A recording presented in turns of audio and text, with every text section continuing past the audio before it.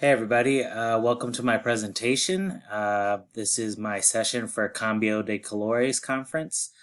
The title of my session is Science Instruction for English Learners, Language, Discourse, and Practices. My name is Rob Greenhaw. I am a MELL instructional consultant in the St. Louis region. MELL is a division of Missouri Department of Elementary and Secondary Education. And it is the section of DESE that supports English language learners. So I do lots of teacher professional development and consultation with public schools on how to improve programs for English learner students. So I've taken kind of a longer presentation and shortened it quite a bit for this recording. But essentially what we're going to talk about today are the next generation science standards and how they're different from past standards. And then we're going to kind of talk about how are these NGSS standards beneficial for English learners.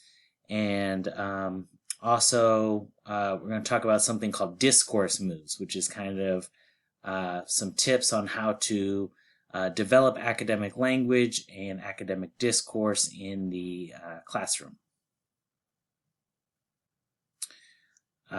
So really what we have is a shift in how science is being taught. So when I was in school, and probably when most of you guys were in school, we had a whole lot of scientific topics and scientific facts that we were required to read about and memorize and learn. And the shift that's been made recently, probably since 2013 or so, is more of a dynamic representation of how science works. So focusing more on the actual doing of science and doing investigations and viewing science as a process rather than viewing science as knowledge that you need to memorize or something. So yeah, this is a nice little visual where in the past science has been a lot about facts about science and very little about doing science, and the NGSS kind of sets out to change that and do more practical application of science, viewing it as a process and activity rather than focusing on memorizing the content. So a brief overview of what the NGSS looks like. It's made up of sort of three major parts. So what we have are the science and engineering practices, which is the actual doing of science. So that's doing experiments and investigations and explanations and arguing from evidence. Those are all kind of the verbs, the things that scientists do. And then we have disciplinary core ideas, which is really your content and your facts and sort of what many of us associate with our experience of science. And then they have crosscutting concepts, which is really sort of a framework for students, sort of broader concepts where you can take new information and apply it, sort of a way to organize new information for students. Across disciplines. So I'm going to go through each of these again. So the science and engineering practices, again, what we said were that these are the verbs, right? These are the things that scientists actually do, and what we're hoping our students can really practice in science class. So again, that's developing models, analyzing data, constructing explanations, arguing from evidence, carrying out investigations. So really it's kind of the verbs of doing science and seeing science as a process. The middle pillar of the three was the disciplinary core ideas.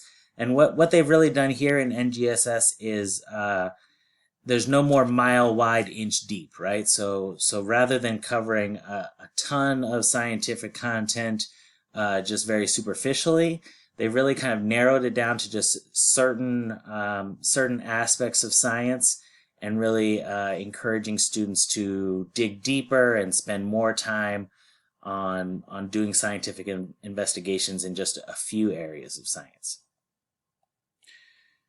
And then the final one was the cross-cutting concepts. There's 7 cross-cutting concepts, and these are things that are like, not specific to biology, not specific to astronomy, but cross-cutting, things that we see across different science, different areas of science, and also in different disciplines outside of science. So it's teaching students to recognize patterns, recognize when they see a cause and effect relationship, recognize different systems and system models. So it's basically the goal is to give students a framework to organize their ideas around. So basically that's NGSS in a nutshell.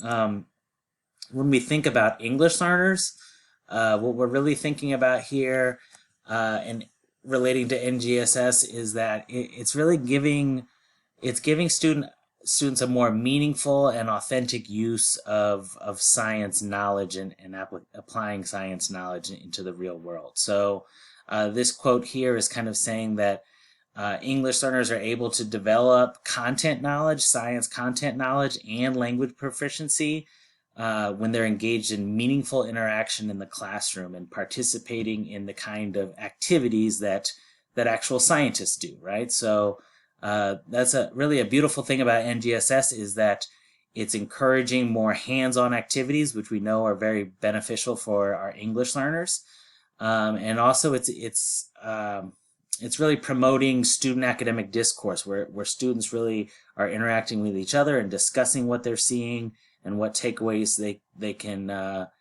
or inferences or conclusions they can take away from the investigations they're doing. So lots of student interaction and opportunities for student talk. In order to carry out the NGSS or the new way of teaching science, there's really a new instructional model. So this is really something that's been difficult for many teachers. I myself, when I was an elementary school teacher, I would have viewed this as a difficult shift. So what we're moving from is from an IRE model, which is kind of the traditional model of the teacher is the main source of information in the classroom and is kind of disseminating information to the students. Students only respond one at a time by raising their hand, and really all the teacher finds out is did they have a correct answer or not. Rather than this traditional model, what NGSS would encourage would be more of a discourse-focused model where the teacher is more of a facilitator. So they pose like a phenomena to a group of students. Students kind of determine how are we going to investigate this phenomena, what kind of things are you noticing, and so it's really they're really getting some training on how can we express our thinking and our reasoning, and it allows the teacher to listen in on student discourse, on student explanations, kind of see who's able to use that academic language, who's making correct reasoning. So it's really, I think, a valuable tool once it's done. It involves the teacher giving up a little bit of control and trusting students to interact productively.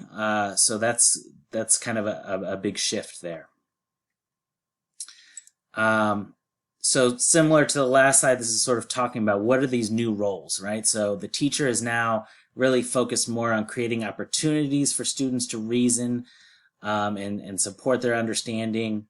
And then students are focusing more on making sure they're understanding what's being said, being able to clarify their ideas. So it's really a new role for both the teacher and the student, right?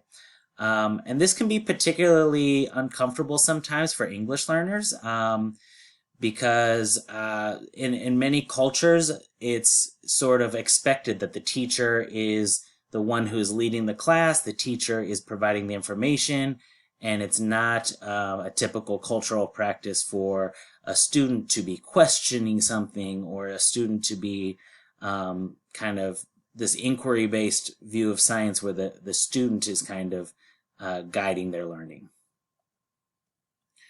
In order to help with this, WIDA, which is a large kind of corporation that contracts with many states to provide support for English learners, they also supply the English language proficiency assessment that we administer in Missouri, which is called the Access Test. WIDA has partnered with the National Science Teachers Association to sort of help with this transition to successful science instruction for English learners.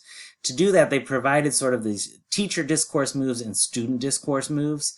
There's really a larger document that goes with these with like good sentence stems, but it's basically, it's helping teachers understand, how do I act as a facilitator?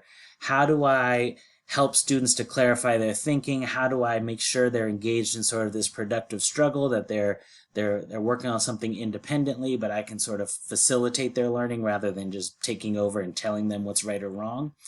They also have an idea of how to like revoice someone's idea. So if a student says something and it maybe is not using the scientific, precise vocabulary or academic language you're hoping for, you can kind of revoice it and say, oh, hey, Johnny, what I think you're saying is the volcano erupted, and that's when it shot out the lava and the smoke.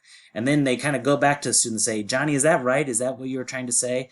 So it's kind of taking, maybe Johnny didn't articulate it in that sort of language, but the teacher is able to revoice it in more accurate scientific language, and then check in with that student so there's still sort of that sense of ownership of the idea. The student discourse moves are totally just moves about how can students talk to each other? How can I restate the idea of my peers? How can I ask a student for clarification? How can I disagree with a student and provide evidence of why I disagree?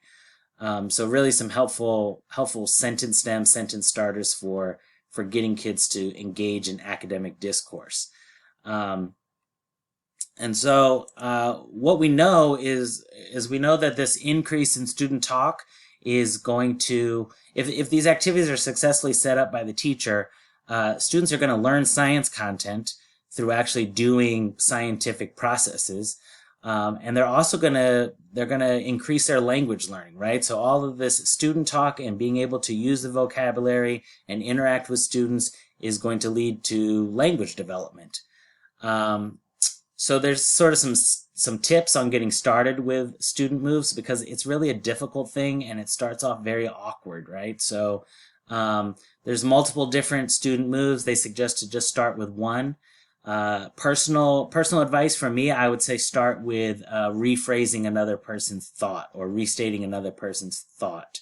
So that's really going to encourage students to make sure that they're listening to their peers and be able to rephrase or summarize what someone else said. So maybe Katie is able to say, what I think Johnny just said is blah, blah, blah, blah, blah. Is that right, Johnny? Right? So it's encouraging them to productively engage in discourse, and it's also promoting that listening skill, right? So I had to actually listen to what Johnny said and able to restate what he said and ask him if that's right. So just some ideas of how to implement these student moves.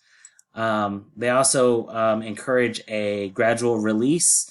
So they really want the teacher to sort of model how to use these talk moves, right? Model how to do academic discussions, and then do it together with the class, make an anchor chart together with the class, writing up these different sentence starters, calling them out, recognizing when you hear students using it, saying, oh, I hear some rephrasing over here. Oh, I hear so-and-so is supporting their claim with evidence. Nice job.